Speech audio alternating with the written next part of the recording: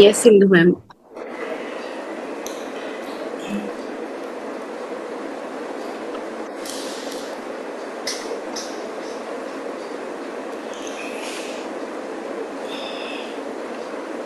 साथियों, पिछली बार हमने जीन्स और एपिजेनेटिक्स के बारे में काफ़ी डिटेल में जाना। तो हमने जीन्स की स्ट्रक्चर, कैसे वो क्या काम करते हैं, प्रोटीन्स बनाते हैं, और फिर एपिजेनेसिस क्या होता है। Epigenesis means factors that influence genes above the genes, that is why उसको तभी एपी बोलते हैं। Epi means above the genes. तो वो जीन्स के ऊपर क्या कैसे इन्फ्लुएंस डालते हैं वो फैक्टर्स, उनको हमने डिटेल में जाना, क्या क्या उनके प्रोसेस होते हैं, तो वो हमने जाना। तो आज हम थोड़ा और कुछ पार्ट रह गया था जिसे हम जंक डीएनए बोलते हैं, तो वो हम आज उसके बारे में कुछ जानेंगे। तो जंक डीएनए की स्लाइड लगाना मैडम। यस। तो यहाँ आप इस स्लाइड में देख सकते हैं, जो सबसे नीचे है, राइट हैंड साइड पे सबसे नीचे स्लाइड है, उसमें आप देखेंगे कि यस, यहाँ पे जो नीचे को एक एक्सटेंड कर रही है वो 3%। तो ये हमारा पहले इन वैज्ञानिकों ने जब वो जीनोम की स्टडी कर रहे थे तो उन्होंने ये पाया कि सिर्फ 3% जो डीएनए है उसकी जीन्स ही जो है वो प्रोटीन के लिए कोडिंग करती हैं, और जो बाकी 97% डीएनए है वो उस प्रोटीन्स बनाने के लिए कोडिंग में कोई काम नहीं करता। तो उन्होंने इसको नाम दे दिया जंक डीएनए। जंक मतलब एक तरह का कचरा। लेकिन ये कचरा बिल्कुल भी नहीं है, क्योंकि नेचर हमें कभी भी कोई ऐसी चीज़ नहीं देगी जो हमारे लिए कोई यूज़फुल ना हो, और वो भी एक कोडिंग के रूप में।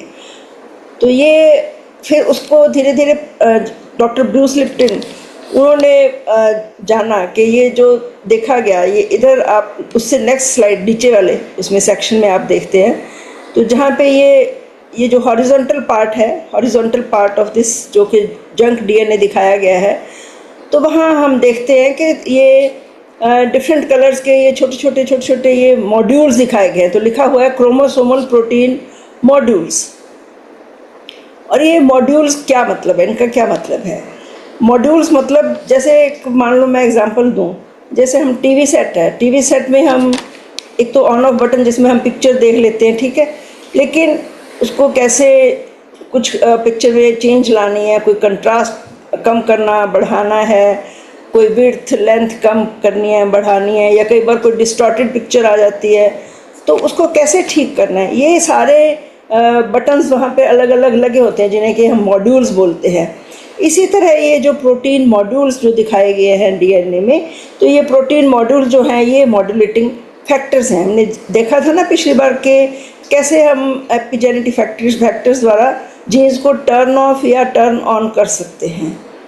तो एक तो ये मैकेनिज्म होता है। एक हमने देखा था पिछली बार मॉड्यूलेटिंग फैक्टर्स, वो हिस्टोन मॉडिफिकेशंस द्वारा वो भी हम जीन्स को कैसे मॉडिफाई कर सकते हैं, उनकी एक्सप्रेशन को कर सकते हैं या नहीं कर सकते। मतलब जीन एक्सप्रेस कर रही है या सप्रेस हो रही है। एक्सप्रेशन को हमने बोला था टर्न ऑन या अप रेगुलेशन, और जो सप्रेशन थी उसे हम कहते हैं डाउन रेगुलेशन या टर्न ऑफ होना जीन का। तो इसके बारे में हमने काफ़ी कुछ एग्जाम्पल से देखा भी था कि जीन्स कब टर्न ऑन और कौन सी जीन्स कब टर्न ऑन होती है या टर्न ऑफ होती हैं। तो उससे ऊपर वाले स्लाइड में हमने ये अगर आप देखें जहाँ पे वो एपिजेनेटिक्स लिखा हुआ है, तो वो एपिजेनेटिक्स जो है वो भी उन्हीं मॉड्यूल्स के द्वारा ही ये काम करता है। जो प्रोटीन मॉड्यूलेटिंग ये मॉड्यूल्स है दिखाए हुए हैं, उन्होंने एरो डाला हुआ है ना, एपिजेनेटिक्स ग्रीन कलर में एपिजेनेटिक्स लिखा हुआ है लेफ्ट हैंड साइड पे, लेफ्ट साइड पे अगर आप यस ये जो एपिजेनेटिक्स लिखा हुआ है, तो ये एपिजेनेटिक्स भी वो ब्लैक एरो दिखाया हुआ है, तो वो जो मॉड्यूलेटिंग फैक्टर्स हैं उनके थ्रू ही मॉड्यूलेशन लेके आता है जीन को टर्न ऑन या टर्न ऑफ करने में। और एक डायरेक्ट जो एपिजेनेटिक्स है वो जीन्स पे इफेक्ट करते हैं। नीचे दिखाया हुआ है कि जीन वेदर रेड हुई या नहीं, मतलब पढ़ी गई या नहीं पढ़ी गई, रीडिंग जैसे हमने उसके स्टेप्स देखे थे ना, होती है फिर रीडिंग होती है। रीडिंग, अगर reading means that gene is express means उसने अब प्रोटीन बनाना शुरू किया है, बना ली है। तो ये डायरेक्ट उनका जीन पे इफेक्ट होता है कि प्रोटीन एक्सप्रेशन हुई है या नहीं हुई। तो ये मतलब मॉड्यूलेटिंग फैक्टर्स हैं जो कि एक्ट करते हैं। और ये मतलब क्या है, ये जीन्स को उसकी रीडिंग को भी एडजस्ट करते हैं कि कैसे रीड आउट करना है। तो अब अगर आप देखते हैं ऊपर जो सबसे ऊपर राइट हैंड साइड पे जो ऊपर की स्लाइड है, यस, जहाँ लिखा हुआ है एपिजेनेटिक मीन जीन स्प्लाइसिंग। तो ये एक तरह का रीडिंग, कैसे जीन को रीड किया गया है, उसमें क्या चेंजेस ला सकते हैं। तो ये आप देखते हैं कि इधर लिखा हुआ है मैसेंजर आरएनए। मैसेंजर आरएनए के ऊपर ही इफ़ेक्ट होता है, क्योंकि हमने ये भी जाना था कि जीन जेनेटिक कोड को कभी भी बदला नहीं जाता, वो सेम रहता है, लेकिन उसके ऊपर उसको कैसे चेंजेस लानी है, जैसे हमने पहले जाना टर्न ऑन करना, टर्न ऑफ करना या मॉड्यूलेटिंग प्रोटीन्स द्वारा। अब रीडिंग के ऊपर क्या इफ़ेक्ट है, तो ये आप देख सकते हैं कि ये मैसेंजर आरएनए जो उसकी कार्बन कॉपी बनी है उसे हम मैसेंजर आरएनए बोलते हैं। जब जीन कॉपी हो गई, ट्रांसक्रिप्शन हो जाती है जीन्स की, तो एक मैसेंजर आरएनए बनता है जो कि सिंगल स्ट्रैंडेड होता है। उसका नाम मैसेंजर आरएनए क्यों रखा गया है? एक तो वो सिंगल स्ट्रैंडेड है, वो उसमें उसकी वो एक उस पर्टिकुलर जीन की वो एक ज़ीरोक्स कॉपी है। और ये मैसेंजर आरएनए फिर न्यूक्लियस से बाहर आके साइटोप्लाज्म में आके राइबोसोम्स के ऊपर अटैच हो जाता है, और वहाँ पे जिस प्रोटीन की वो कोडिंग कर रहा है वो अमीनो एसिड्स इकट्ठे होके फिर मिल के प्रोटीन बनाते हैं। ये मैसेंजर आरएनए का रोल होता है। तो ये मैसेंजर आरएनए को अब ये रीडिंग में कैसे इसको इन्फ्लुएंस डालती हैं, ये देखो रीडिंग के उन्होंने बताया कि ये इसको हम किसी भी तरह पढ़ सकते हैं। हम उसको हाफ करके पढ़ लिया, उन्होंने रीड एक तरफ रख दिया, इंग एक तरफ रख दिया, कोई रिंग करके पढ़ लिया, ऐड करके उसको इधर रिंग, ये तो एक छोटा सा उन्होंने बताया कि 5 वर्ड्स का वर्ड ये है, लेटर है, 5 लेटर्स का वर्ड है। तो लेकिन जो अदरवाइज जो है कि काफ़ी बड़े बड़े वर्ड्स होते हैं, और उनको हम कई तरह से डिफरेंट तरह से तोड़ के और उनके अलग अलग तरह के भिन्न भिन्न प्रकार के प्रोटीन्स बना सकते हैं। तो जैसे एक आजकल तो ये बहुत पॉपुलर टर्म है कट एंड पेस्ट, है ना, तो कंप्यूटर्स में ये आम चलता रहता है। तो वो एक तरह से वही मैकेनिज्म है, तभी इसको नाम दिया गया है एपिजेनेटिक जीन स्प्लाइसिंग। और नीचे उन्होंने लिखा है कि ये एक जीन से हम मोर देन 3000 डिफरेंट प्रोटीन्स बनाई जा सकती हैं इस प्रोसेस के द्वारा। तो ये मतलब है कि ये जो जंक डीएनए है उसका उन्होंने ये रोल बताया है कि ऐसे ये बिल्कुल भी फालतू का डीएनए नहीं है, काफ़ी कुछ, लेकिन अभी भी कहते हैं कि एक्सप्लोर करना बाकी है। तो जो स्टडीज़ अब तक हो चुकी हैं वो उसके बारे में उन्होंने ये बताया कि कैसे हम इसमें मॉडिफिकेशन ला सकते हैं। और क्या चीज़ है, ये जो डीएनए की रिपेयर मशीनरी भी यहीं पे होती है। कई बार डीएनए में किसी कारणवश कोई डिफेक्ट आ जाए, कोई डैमेज हो जाए डीएनए, तो वो रिपेयर मशीनरी जो है वो फटाफट वहाँ जाके डीएनए को रिजुविनेट कर लेती है, रिपेयर कर सकती है। और दूसरा एक और था कि जो ट्रॉमा है, ट्रॉमा हमने पढ़ा था जब डॉक्टर गाबर मैटे का हमने वो एक बार डिस्कस किया था कि ट्रॉमा हमने देखा था कि ट्रांसजनरेशनल ट्रॉमा पास ऑन हो सकता है, कि जो ट्रॉमा हम जनरेशन से कैरी करते हैं। तो ये जो ट्रॉमेटिक फैक्टर्स हैं वो भी यहीं अटैच हो जाते हैं, जो जीन के ऊपर कवरिंग प्रोटीन्स होती हैं उनके साथ अटैच रहते हैं, और वो फिर generation to generation pass on हो जाते हैं। तो ये तो कभी कभी अगर हम किसी प्रकार से अपने उस ट्रॉमा को, अपनी एनर्जी बढ़ाकर वो हम उसे हील करने में सफल हो जाएं, तो वो हम we can come out of that trauma, और फिर हम उसे नेक्स्ट जनरेशन में पास ऑन करने से भी बच सकते हैं। अब डॉक्टर संगीता, एक वो अकेले सिंगल क्रोमोसोम की पिक्चर लगाएंगे आप? उसमें थोड़ा सा मुझे बताना था सेंट्रोमियर और टेलोमियर के बारे में। Yes yes. तो ये एक सिंगल क्रोमोसोम है, उसकी पिक्चर है, एनाटमी है। तो ये आप देख सकते हैं कि ये ऐसे इसकी एक ये क्रॉस ये लेग्स हैं उसकी, और बीच में एक सेंट्रोमियर होता है जो सेंट्रो, यस ये सेंट्रोमियर है। ये सेंट्रोमियर का क्या फंक्शन है? ये सेल डिवीजन में इसका रोल प्ले करता है ये सेंट्रोमियर। और अभी आप देखेंगे कि जो उसकी आर्म्स हैं, शॉर्ट आर्म ऊपर लिखे, नीचे लॉन्ग आर्म, ये पूरी पिक्चर नहीं आई है, उनके एंड्स पे ये टीलोमियर होते हैं, टीलोमियर। यस, ये ऐसे ही नीचे वाली जो लॉन्ग आर्म है उसके ऊपर भी ऐसे टीलोमियर्स इनकी एंड्स पे होते हैं। तो ये टीलोमियर्स का क्या फंक्शन है? ये आप ऐसे सोचिए कि जैसे शू लेसेस हैं, शू लेसेस के एंड्स पे एक प्लास्टिक कैप या मेटल कैप होती है। तो शू लेसेस जो बने होते हैं, हमने देखा है कि वो बहुत धागे से गूंथे होते हैं ना काफ़ी, और उनको एंड पे ये प्लास्टिक कैपिंग होती है उसकी। तो अगर वो प्लास्टिक कैपिंग उतर जाए तो नेचुरली वो लेस उधड़ने शुरू हो जाते हैं, और फिर वो प्रॉपरली काम नहीं कर पाते, वो बहुत मुश्किल होती है उसे शू के अंदर घुसाने में। तो इसी प्रकार ये क्रोमोसोम्स की एंड पे जो ये टीलोमियर्स होते हैं, ये एक तरह की कैपिंग का काम करते हैं, जो कि क्रोमोसोम्स को डैमेज से बचाते हैं। और ये टीलोमियर की लेंथ जो है वो काफ़ी इम्पॉर्टेंट है। ये पाया गया कि हर सेल डिवीजन के बाद इनकी टीलोमियर्स की लेंथ कम होती जाती है, और मैक्सिमम जो है इसको लूज़ करने से पहले 60 सेल डिवीजन्स जो हैं वो हो सकती हैं बिफोर लूजिंग द टीलोमेयर्स। और टीलोमेयर्स के एक एंजाइम, इम्पॉर्टेंट एंजाइम है जिसे टीलोमेरेज एंजाइम कहते हैं, वो इसकी लेंथ को प्रिजर्व करता है, लेंथ को इंक्रीज़ करता है। तो इनका रोल क्या है? ये टीलोमेयर्स जो हैं हमारी बायोलॉजिकल एज के लिए इम्पॉर्टेंट है, डिटरमिन करते हैं। अगर टीलोमेयर्स की लेंथ कम होती जाती है तो हमारी आयु भी कम होती जाती है।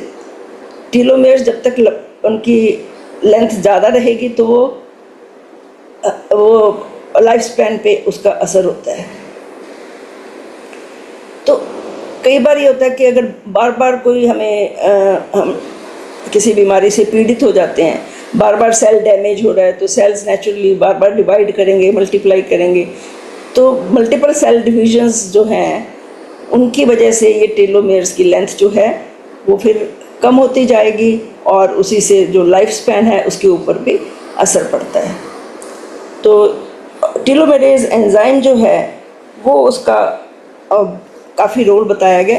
तो ये टीलोमेरेज एंजाइम को हम कैसे इंक्रीज़ कर सकते हैं? इसको हम good nutrition, omega 3 fatty acids, exercise और हेल्दी एनवायरनमेंट, और if there is some purpose in life, if self love, so all these factors जो हैं ये टीलोमेरेज एंजाइम की एक्टिविटी को इंक्रीज़ करते हैं और लॉन्गर लाइफ के लिए रिस्पॉन्सिबल होते हैं। ऑन द अदर हैंड जो दूसरे फैक्टर्स हैं जैसे बैड न्यूट्रिशन, चाइल्डहुड एब्यूज़, कोई ट्रॉमेटिक लाइफ एक्सपीरियंसेस हैं हमारे, और lack of self love, if there is no purpose in life, so ये जो सारे डिप्रेसिंग फैक्टर्स हैं, ये जैसे भी जो भी फैक्टर्स हैं, ये टीलोमेरेज की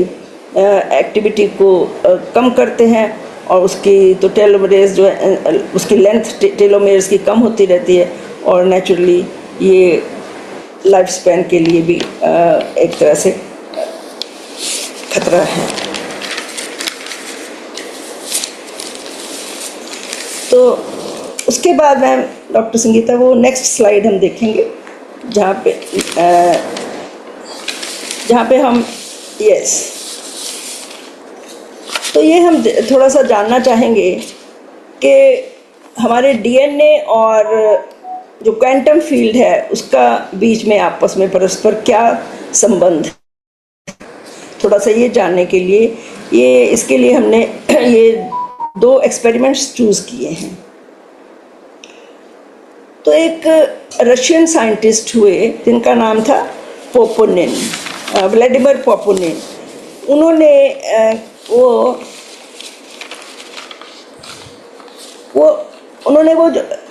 रशियन पिरामिड्स के ऊपर वो कुछ एक्सपेरिमेंट्स हुए थे, तो उसके बारे में उन्होंने जाना, उन्हें पता लगा, उन्होंने देखा। तो ये रशियन एक एक्सट्रीम राइट हैंड साइड पे ये जो दिखाया हुआ है, ये रशियन पिरामिड, उन्होंने पिरामिड की पिक्चर ली है। यस, तो ये पिरामिड के बारे में उन्होंने जब जाना तो उन्हें ये पता लगा कि जब पिरामिड को एक पिरामिड कंस्ट्रक्ट किया, एक पिरामिड बनाया जाता है, तो ये हमें पता ही है कि जो पिरामिड्स है वो वहाँ पे एनर्जी लेवल बहुत ज़्यादा होता है, उसकी स्ट्रक्चर कुछ ऐसी होती है जिससे वहाँ पे पिरामिड के अंदर एनर्जी लेवल काफ़ी ज़्यादा हो जाता है। लेकिन उन्हें पता लगा कि जब पिरामिड बनाया जाता है, नया बनाया जाता है, तो उसका मैक्सिमम एनर्जी लेवल पहुँचने के लिए कुछ समय लगता है, कुछ समय बाद ही वो पिरामिड में मैक्सिमम एनर्जी लेवल पहुँच पाता है। तो लेकिन अगर उसको वहाँ से हटा दिया जाए, उसको डिकन्स्ट्रक्ट कर दिया जाए, कहीं और शिफ्ट कर दिया जाए, तो उसी जगह पर बाद में उन्होंने देखा कि वो जो एनर्जी लेवल है वो फिर भी रहता ही है, वो वहाँ पे समाप्त नहीं होता। तो उस जगह पे वो एनर्जी लेवल फिर भी रहता है। तो इसे उन्होंने एक तरह से इस पे बेस्ड उन्होंने फिर डीएनए के ऊपर ये एक्सपेरिमेंट्स किए। तो यहाँ पे उन्होंने देखा, ये हम देख सकते हैं कि जो फर्स्ट ग्लास कंटेनर है, एक छोटा ग्लास कंटेनर है, वो लिया, उसे वैक्यूमाइज किया, उसके अंदर से पूरी हवा निकाल ली। अब उसमें हम देख सकते हैं कि जो ब्लू पार्टिकल्स हैं ये फोटोन पार्टिकल्स हैं, क्योंकि फोटोन्स हमें पता है कि फोटोन्स जो हैं ये आवर वर्ल्ड, जो हमारा जगत, बाहरी जगत है, बाहरी संसार है, ये सब फोटोन्स का बना हुआ है। और ये जो है फोटोन्स फिर भी वैक्यूमाइज करने के बाद भी कुछ फोटोन्स वहाँ पे स्टिल रहते हैं। ये उन्होंने पाया, उन्होंने जब एग्जामिन किया, उनके बहुत सोफिस्टिकेटेड इंस्ट्रूमेंट्स थे जिसके थ्रू उन्होंने देखा, तो वो photons they are present in this. और लेकिन वो रैंडमली डिस्ट्रीब्यूटेड है, मतलब वो ऐसे तितर बितर अवस्था में पड़े हुए हैं। फिर उस ट्यूब में उन्होंने ह्यूमन डीएनए इंजेक्ट किया, उस ट्यूब के अंदर डीएनए इंजेक्ट किया। तो थोड़ी देर के बाद उन्होंने देखा कि जो फोटोन्स थे उन्होंने अपने आप को डीएनए की शेप में व्यवस्थित कर लिया। यस, तो हम देख सकते हैं कि अंदर डीएनए और जो फोटोन्स पहले रैंडमली डिस्ट्रीब्यूटेड थे, अब वो बिल्कुल ही उन्होंने डीएनए की शेप में उन्होंने अपने आप को ऑर्गेनाइज कर लिया। तो अब इसका मतलब क्या हुआ? इसका मतलब ये होता है कि डीएनए जो है, we are made of DNA, है ना हम, और हमारा जो आउटर वर्ल्ड है वो that is made of photons. इसका मतलब ये है कि जो हमारा भीतरी जगत है उसका प्रभाव हमारे बाहरी जगत पर पड़ता है। जैसे हमारी जो कॉन्शियसनेस है उसका प्रभाव हमारे बाहरी जगत पर भी पड़ता है। जैसे हम क्या सोचते हैं, हमारी थॉट्स कैसी हैं, हमारे इमोशंस कैसे हैं, हमारा बिलीफ सिस्टम कैसा है, तो जैसा हमारा ये होगा, हमारे बिलीफ सिस्टम, हमारे इमोशंस होंगे, थॉट्स होंगे, वैसा ही इम्प्रिंट हम अपने आउटर वर्ल्ड में, क्वांटम वर्ल्ड में हम छोड़ते हैं। तो ये इस एक्सपेरिमेंट से ये प्रूव हुआ। फिर उन्होंने एक और नेक्स्ट स्टेप क्या लिया? नेक्स्ट स्टेप क्या हुआ? उन्होंने उस ट्यूब से डीएनए को निकाल दिया। तो वो मान के चल रहे थे कि जब डीएनए को वहाँ से निकाल देंगे तो डीएनए फिर से अपनी पुरानी अवस्था में, जैसे रैंडम डिस्ट्रीब्यूशन में आ जाएंगे, पुरानी अवस्था में आ जाएंगे। लेकिन ऐसा नहीं हुआ। डीएनए को निकालने के बाद भी उन्होंने देखा कि वो जो फोटॉन्स थे उसी प्रकार से डीएनए की शेप लिए हुए थे। तो इस जो फिनोमेना था उसको उन्होंने डीएनए फैंटम इफ़ेक्ट नाम दिया। फैंटम मतलब घोस्ट, इसको कहते हैं भूत एक तरह से। तो ये इसको डीएनए फैंटम इफ़ेक्ट नाम दिया गया। तो मतलब ये है कि जो वही बात होगी कि जो हमारा डीएनए कोड है, जो हमारे सेल्स के अंदर है चाहे वो, लेकिन वो एक पावरफुल एनर्जी फील्ड निर्मित करता है अपने आसपास, और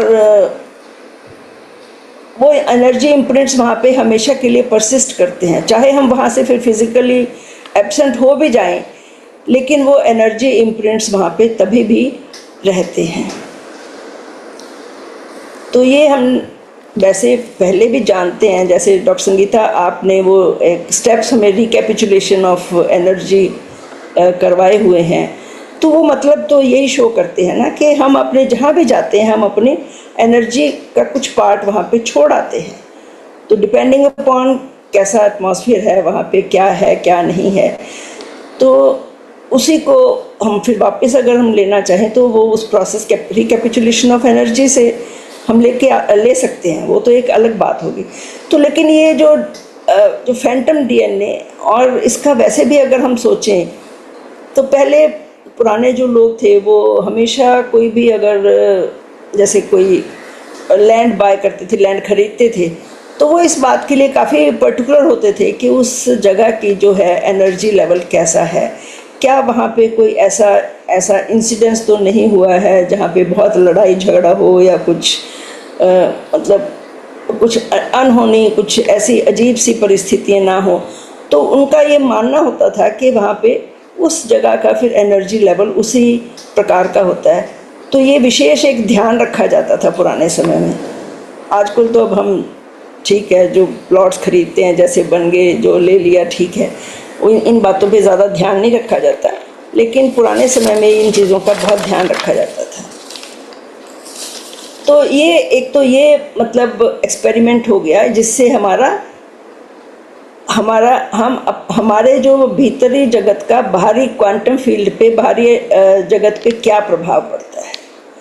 अब एक और सेकंड एक्सपेरिमेंट किया गया वो तो सेकंड एक्सपेरिमेंट में उन्होंने क्या किया, उन्होंने एक न्यूबॉर्न बेबी की अम्बिलिकल कॉर्ड से डीएनए सैंपल लिया, न्यूबॉर्न बेबी का, क्योंकि वो बहुत ही प्योर एंड प्रिस्टीन डीएनए था, एकदम से बिल्कुल नया प्योर था।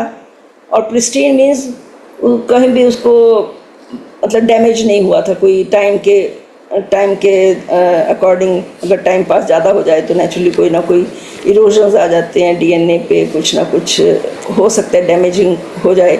लेकिन वो न्यूबॉर्न बेबी का जो डीएनए था it was very pure and pristine. तो उस डीएनए को उन्होंने एक डबल वॉल्ड ग्लास कंटेनर में रखा। फिर उन्होंने उस बॉटल को एक नेगेटिव पर्सन मीन्स जिसके अंदर बहुत नेगेटिव इमोशंस होती हैं, जैसे हम कहें जिसके अंदर बहुत गुस्सा, जेलसी, फ्रस्ट्रेशन, इस प्रकार का जो पर्सनालिटी होती है, तो वो हमेशा उसके जो इलेक्ट्रोमैग्नेटिक हार्ट के इलेक्ट्रोमैग्नेटिक फील्ड में के एरिया में उन्होंने उस बॉटल को रखा।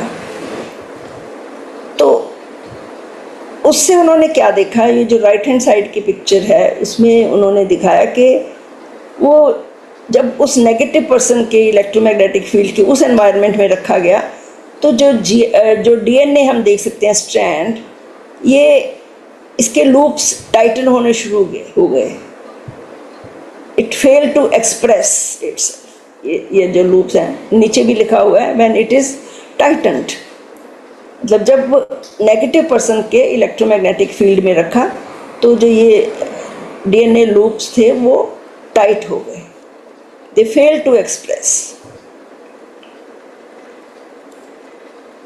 और लेकिन जब उन्होंने एक और दूसरी बॉटल लेके उन्होंने दूसरी और एक पॉजिटिव पर्सन के इलेक्ट्रोमैग्नेटिक फील्ड में रखा, जो कि बहुत शांत था, बहुत खुश था, जिसका बहुत ग्रेटिट्यूड में था।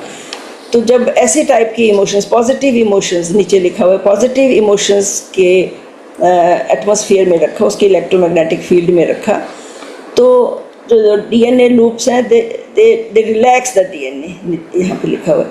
मतलब वो जो डीएनए जो है उसके लूप्स जो हैं वो रिलैक्स करने लग गए और वो दे वर रेडी टू एक्सप्रेस, वो एक्सप्रेस कर रहे थे, करने की उसमें मतलब एक्सप्रेस करने के लिए रेडी थे। तो मतलब उसका क्या हुआ कि जब वो रिलैक्स होते हैं तो then they become more wave less particle, more energy. Quantum world की भाषा में हम wave means energy and particle matter means particle, matter means particle. और ऑन द अदर हैंड जब नेगेटिव इमोशंस में हैं तो there is less wave and more matter, more particle. तो इसका अब हम अगर अपने डे टू डे लाइफ में देखें कि अगर हम किसी ऐसे वातावरण में जाते हैं तो इसका मतलब क्या हुआ, यहाँ पे ये शो करता है कि जो बाहरी वातावरण है उसका हमारे इमोशंस पर क्या असर होता है। पहले एक्सपेरिमेंट में हमने देखा था कि हमारे अंदर का जो भीतरी जगत का जो इफ़ेक्ट है वो आउटर वर्ल्ड पे क्या होता है। यहाँ हम ये देख रहे हैं कि बाहरी जगत का हमारे शरीर पर, हमारी बॉडी पर क्या प्रभाव पड़ता है।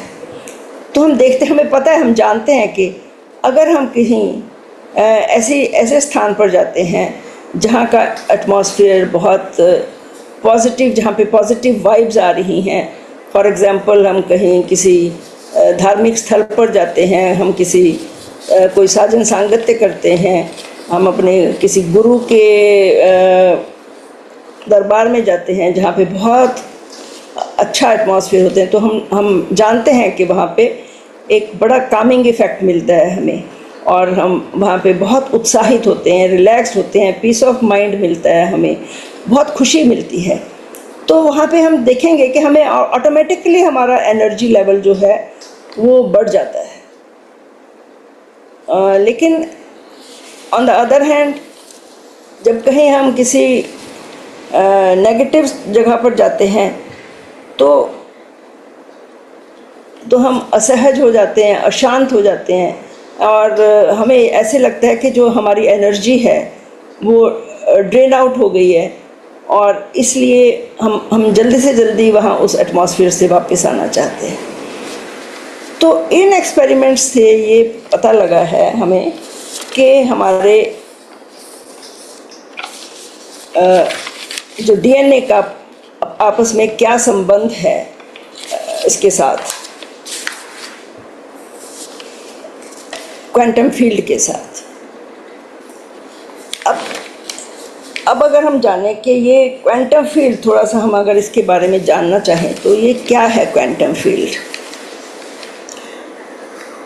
तो क्वांटम फील्ड जो है ये एक अदृश्य field of consciousness and energy है, जो कि इस अस्तित्व का मूल है। ये फील्ड जो है ये हमें बाहर और भीतर चारों ओर से घेरा हुआ है। इसमें हम ओत प्रोत हैं इससे। ये हमारे बाहर भी है और हमारे शरीर के भीतर भी है। हमारे सेल्स जो हैं वो सारे उस क्वांटम फील्ड से घिरे हुए हैं। तो ये कॉन्शियसनेस इसका मूल है और एनर्जी इसका बना हुआ है, ये क्वांटम फील्ड जो है। तो ये इसे कहा गया it is all prevalent and all pervading. All prevalent means सब जगह प्रेजेंट है, और इंटरपेनिट्रेटिंग भी है। भी पेनिट्रेट भी करता है। और दूसरी चीज़ क्या है, इसमें एनर्जीज़ हैं। अब एनर्जीज़ हम बहुत तरह तरह की एनर्जीज़ हैं। जैसे हमें पता है एक्स रेज हैं, gamma rays, I mean radio waves हैं, माइक्रोवेव्स हैं, और भांति भांति की जो एनर्जीज़ हैं, ये जो सारे मिलकर एक इंटरकनेक्टेड फील्ड ऑफ इंफॉर्मेशन निर्मित करते हैं। तो एनर्जीज़ के से हमें इंफॉर्मेशन मिलती है, क्योंकि हमें पता है एनर्जी में जो है वो हमेशा वाइब्रेशंस के रूप में फ्लो करती है। तो वाइब्रेशंस जो हैं, अगर उनकी वाइब्रेटिंग फ्रीक्वेंसी ज़्यादा है या कम है, हर एक डिफरेंट प्रकार की एनर्जी की अपनी अपनी स्पेसिफिक वाइब्रेशनल फ्रीक्वेंसी है। तो उससे हमें पता चलता है कि ये किस प्रकार की एनर्जी है। अब जैसे अगर हम अपना एक जो लाइट एनर्जी को देखें, विजिबल स्पेक्ट्रम जो है, विजिबल स्पेक्ट्रम हम देखते हैं ना जी, जैसे रेनबो, अगर हम रेनबो देखते हैं, रेनबो में हमें पता है कि 7 कलर्स का बना हुआ है। रेड ऊपर वायलेट से लेके विद ग्योर बनता है ना, जो violet, indigo, blue, green, then yellow, then orange and then red. तो ये सारे डिपेंडिंग अपॉन देयर ये फ्रीक्वेंसी है। वायलेट की मैक्सिमम फ्रीक्वेंसी है और रेड की मिनिमम। तो ये हमारा विजिबल स्पेक्ट्रम है कि हमारी आई जो है इसे देख सकती है। लेकिन इसके बियॉन्ड भी है, जैसे हम जानते हैं कि अल्ट्रा वायलेट लाइट भी होती है, अल्ट्रा वायलेट रेज होती हैं, वो बियॉन्ड वायलेट है, लेकिन वो हम देख नहीं पाते, तभी उनका नाम अल्ट्रा वायलेट रेज दिया गया है। उस फ्रीक्वेंसी को हमारी आई जो है देख नहीं पाती। और इधर ऐसे ही इंफ्रारेड रेज नाम दिया गया है, उसको भी हम नहीं देख पाते हैं, लेकिन उसकी क्वालिटी से हमें पता चलता है।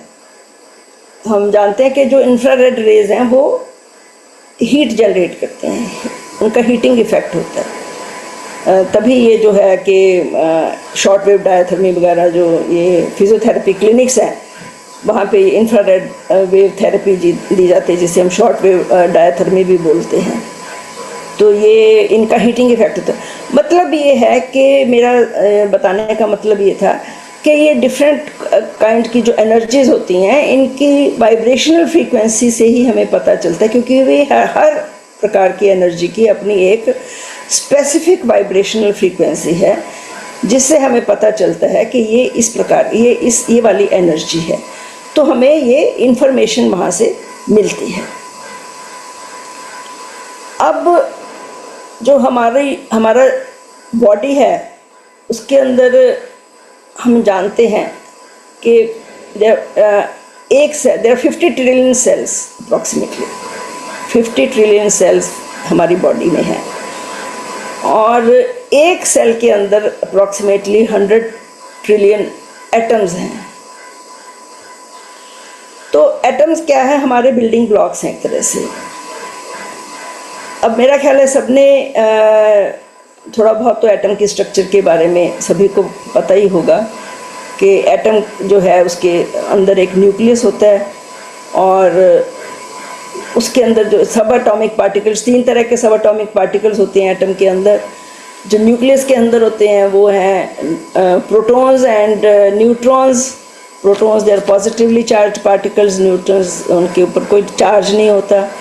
और जो ये न्यूक्लियस है उसके चारों ओर जो है इलेक्ट्रॉन्स होते हैं जो कि नेगेटिवली चार्ज होते हैं, और ये इलेक्ट्रॉन्स जो हैं वो बहुत तेज़ गति से स्पिन करते रहते हैं।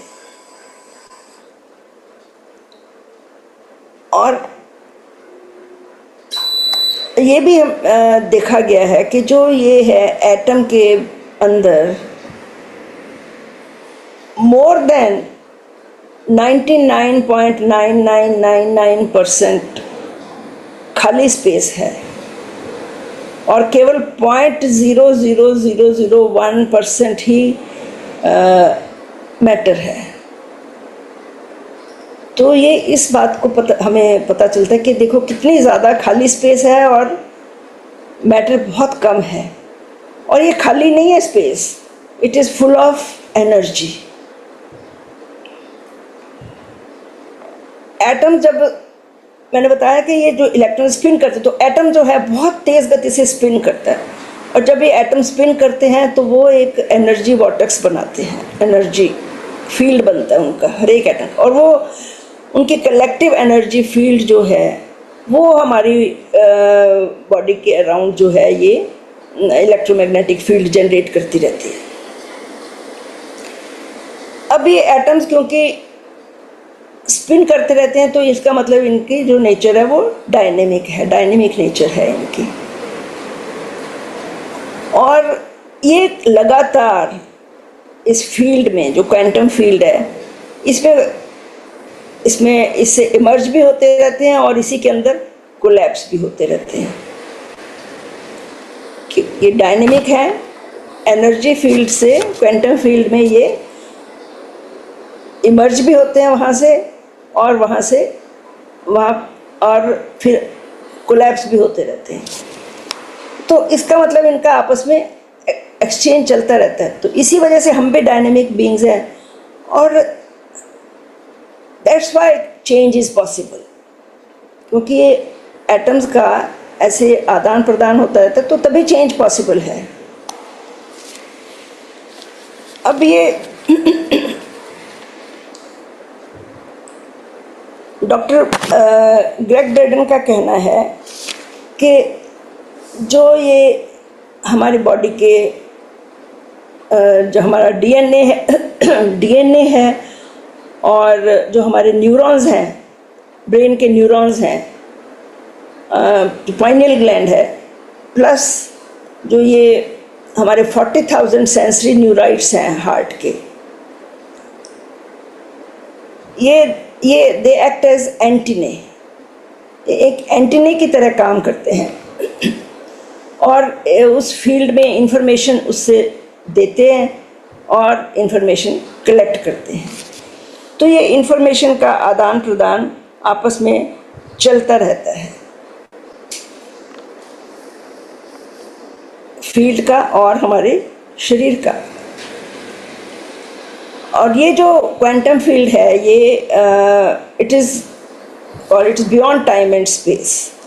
यहाँ पे ये भौतिक जगत के जो नियम हैं वहाँ पे ये लागू नहीं होते। जैसे हमारे भौतिक जगत में हम कहते हैं कि ये जो न्यूटोनियन क्लासिकल फिज़िक्स है उसके अकॉर्डिंग वो भौतिक जगत के उन्होंने कुछ नियम हैं। जैसे स्पीड ऑफ लाइट, उन्होंने कहा था कि जो मैक्सिमम स्पीड ऑफ लाइट है वो जो मैक्सिमम लाइट है वो स्पीड है वो सिर्फ लाइट की ही स्पीड है, उससे ज़्यादा किसी और चीज़ की स्पीड नहीं है। लेकिन क्वांटम जगत में ऐसा नहीं है। वहाँ पे चीज़ें जो हैं, जो भी एक्शंस होते हैं, एक्टिविटीज़ होती हैं, वो beyond the speed of light है। तो हमारे जो सेल्स हैं,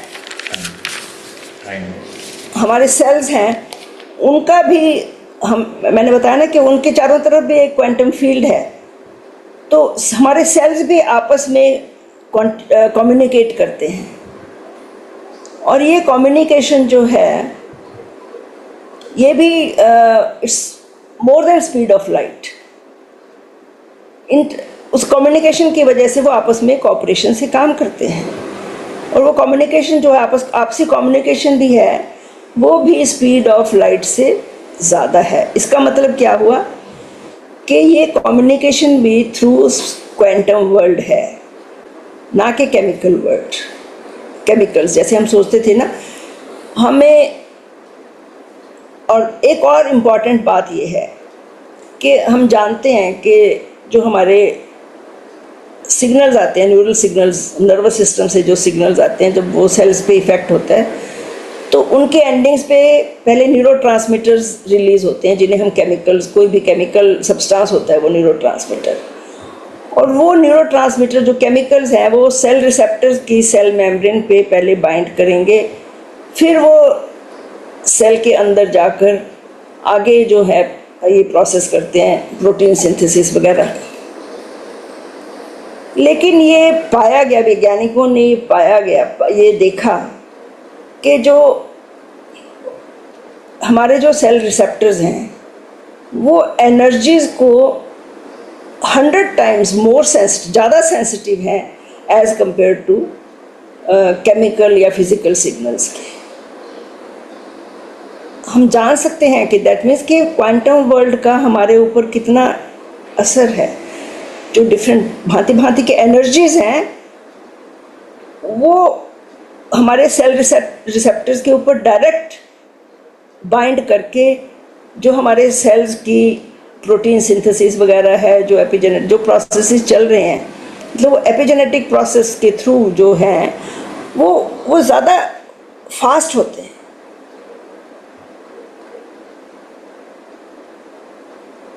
इज इट क्लियर? तो कहने का मतलब ये है कि ये हमने देखा है, जैसे हम जानते हैं कि जो अल्ट्रावायलेट रेज हैं और या ये जो एक्स रेज हैं, they are more harmful, they are harmful for our body. तो डायरेक्ट हमारे रिसेप्टर्स पे बाइंड करते हैं। और दूसरी जो ऑन द अदर हैंड जो जैसे साउंड हार्मोनिक वेव्स हो गई, वो हमें काफ़ी सूदिंग इफेक्ट देती हैं।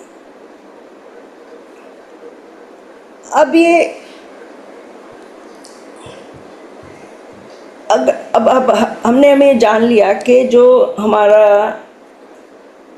वास्तव में क्या असर पड़ता है। हमारे जो एटम्स हमने जाना है कि एटम जो हैं उनकी वाइब्रेशन से, जितनी फास्ट वाइब्रेशन से वो स्पिन करेंगे उतनी ही एनर्जी जनरेट होगी, हमारा एनर्जी लेवल हाई होगा। और जितनी लो फ्रीक्वेंसी से वाइब्रेट करेंगे उतना ही हमारा एनर्जी लेवल लो होता है।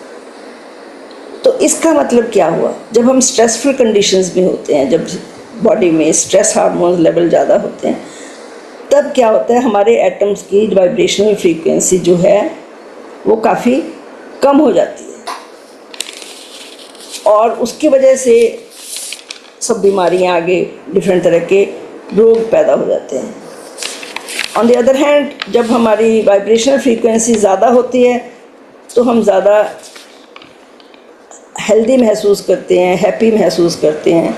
और ये मतलब हमारी सारा वाइब्रेशनल एनर्जी है, जो इलेक्ट्रोमैग्नेटिक फील्ड बनता है हमारे चारों तरफ, ये सब उस पर डिपेंड करता है।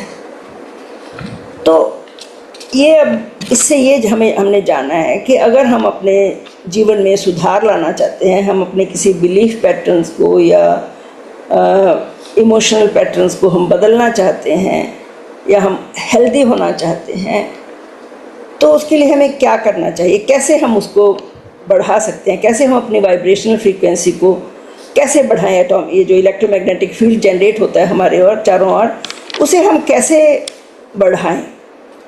तो उसके लिए एक प्रैक्टिस डॉक्टर जो डिस्पेंजा भी बताते थे और भी बाकी जो वैज्ञानिक हैं वो बताते हैं, यही बताते हैं कि तब हमें क्या करना चाहिए। तो हमें उसमें क्या है, मेडिटेशन जब हम करते हैं, मेडिटेशन के साथ ही हमें एक क्लियर कट इंटेंशन डालनी चाहिए कि हम क्या चाहते हैं। इंटेंशन मीन्स कि हमारा एक दृढ़ संकल्प होना चाहिए, बिल्कुल फोकस्ड होना चाहिए। वो हमें अपने अंदर वो डालनी है पहले हमने अपने दिमाग में। उसके साथ ही हमें एक एलिवेटेड बहुत इमोशन हार्ट लेवल पे, हार्ट फेल्ट इमोशन हमें फील करनी है, क्योंकि वो जो इमोशंस हम जानते हैं कि ये मैग्नेटिक, हार्ट का हमारा मैग्नेटिक फील्ड जो है बहुत स्ट्रांग है और थॉट्स, ब्रेन का जो है थॉट प्रोसेस ज़्यादा स्ट्रांग है कंपैरेटिवली, हार्ट का मैग्नेटिक फील्ड बहुत स्ट्रांग है। तो वो दोनों मिलकर एक इलेक्ट्रोमैग्नेटिक फील्ड जनरेट होगा। तो हमने एक इंटेंशन, क्लियर इंटेंशन ब्रेन में डाली और दूसरा फिर हमने हार्ट में एक बहुत एलिवेटेड इमोशन डाली, जैसे हमें चाहिए एम्पावरमेंट चाहिए या ग्रेटिट्यूड चाहिए। तो जब हम ये तीनों चीज़ें कंबाइन करते हैं तो हम उस समय जब हम होते हैं, तो उस स्टेट में जब होते हैं, तो जो हमारे एटम्स हैं उनकी वाइब्रेशनल फ्रीक्वेंसी बढ़ती है। हमारी consciousness, it helps in increasing the vibrational frequency और उससे हमारे चारों ओर एक कोहेरेंट और पावरफुल इलेक्ट्रोमैग्नेटिक फील्ड जनरेट होता है और जिससे हमारी क्या है, एनर्जी लेवल बढ़ जाता है। और एनर्जी लेवल जो हाई एनर्जी लेवल है वो हमारे न्यूरल सर्किट्स तक को बदल देता है, न्यूरल सर्किट्स को बदल सकता है, हमारी जेनेटिक एक्सप्रेशन को चेंज करता है, हमारी बायोलॉजी को चेंज करता है, और इससे हमारी स्टेट ऑफ बीइंग बदलती है। तो ये सारा कुछ ये जो डिपेंड करता है हमारी ओरिजिनल स्टेट ऑफ बीइंग क्या है, और हम उस स्टेट ऑफ बीइंग को कैसे चेंज कर सकते हैं, कैसे चेंज करते हैं। तो ये छोटा उन्होंने एक प्रैक्टिस ये बताई हुई है जो मैंने आपको आपके साथ शेयर की है। तो so this is the mechanism जिसके साथ हम फिर अपने स्टेट ऑफ बीइंग बदलते हैं और हम अपने आप को हील कर सकते हैं और हम अपने आप में ट्रांसफॉर्मेशन ला सकते हैं। तो दैट्स ऑल।